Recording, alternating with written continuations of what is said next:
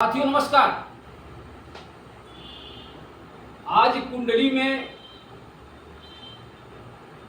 7 सूत्र लेकर के आपके सामने उपस्थित हुआ हूं। आप जानते हैं ग्रह उच्च के और नीच के होते हैं। सूर्य मान लीजिए कि 1 नंबर पे उच्च के होते हैं मेष राशि में और 7 नंबर पे तुला राशि में नीच के हो जाते हैं। तो नीचता कैसे भंग होती है इसका हम बता रहे हैं सूत्र। कुंडली में कोई ग्रह नीच का जब हो जाता है किसी राशि में जाकर तो वह अपने से संबंधित अशुभ फल देने लगता है। वह अशुभ फल देने लगता है। माना सूर्य 1 नंबर में उच्च का और 7 नंबर में नीच के होते हैं तो अशुभ फल देने लगते हैं। और जहां 7 नंबर पड़ेगा जिस भाव में, उस भाव के शुभ प्रभाव में भी कमी लाएंगे।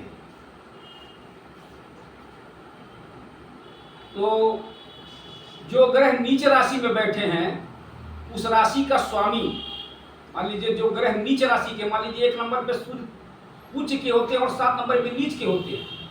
तो अगर मान लीजिए कि कोई ग्रह 7 नंबर में सूर्य देव ही है तो मान लीजिए नीच के हैं तो उसी भाव में वो 7 नंबर के राशि कौन हुए? शुक्र देव हुए। अगर उसी 7 नंबर में शुक्र देव भी बैठ जाए तो ये नीचता भंग वाला जो है ये स्वतः समाप्त हो जाएगा। अब बात करते हैं दूसरे सूत्र का कि अगर कोई ग्रह किसी राशि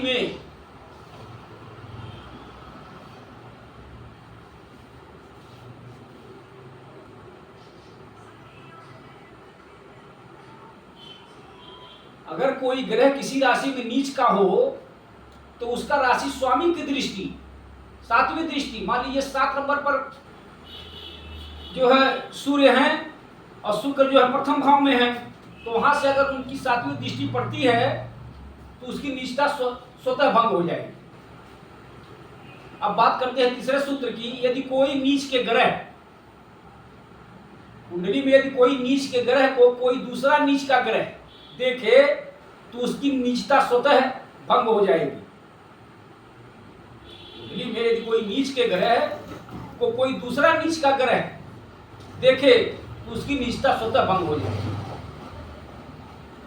अब बात करते हैं चौथे सूत्र की। अगर कोई ग्रह नीच का हो और वहां वक्री हो जाए, अगर कोई ग्रह नीच का हो और वहां वक्री हो जाए तो ऐसी स्थिति में उस ग्रह की निष्ठा भंग मानी जाएगी और अशुभता में कमी आए। अब बात करते हैं 5वें सूत्र का कि यदि कोई ग्रह जहां वह नीच का हो रहा है, ठीक है, यदि कोई ग्रह जहां वह नीच का हो रहा है उस पर अगर कोई उच्च ग्रह की दृष्टि पड़ जाए तो उसकी नीचता भंग हो जाएगी। यदि कोई ग्रह जहां वह नीच का हो रहा है उस पर अगर कोई उच्च ग्रह की दृष्टि पड़ जाए तो उसकी नीचता भंग हो जाएगी। लेकिन साथ ही साथ वह ग्रह कुंडली में पंचधा मैत्री चक्र में मित्र हो तो ज्यादा अच्छा होगा। पंचधा मैत्री चक्र में अगर मित्र है वो तो ज्यादा अच्छा होगा।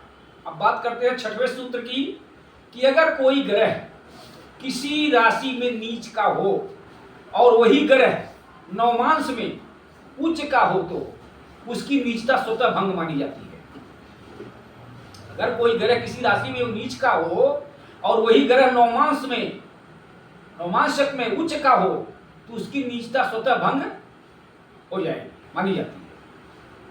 अब बात करते हैं 7वें सूत्र की कि अगर कोई ग्रह जहां वह नीच का होता है, अगर कोई ग्रह जहां वह नीच का होता है और उसका राशिपति, उसके राशि का, अगर कोई ग्रह जहां वह नीच का होता है और उसका राशिपति, उसके राशि का स्वामी केंद्र के भाव में, आप जानते हैं 1 4 7 10 प्रथम चतुर्थ सप्तम तथा दसम भाव केंद्र भाव होता है, तो केंद्र के भाव में स्थित हो तो उसकी नीचता स्वतः भंग हो जाएगी।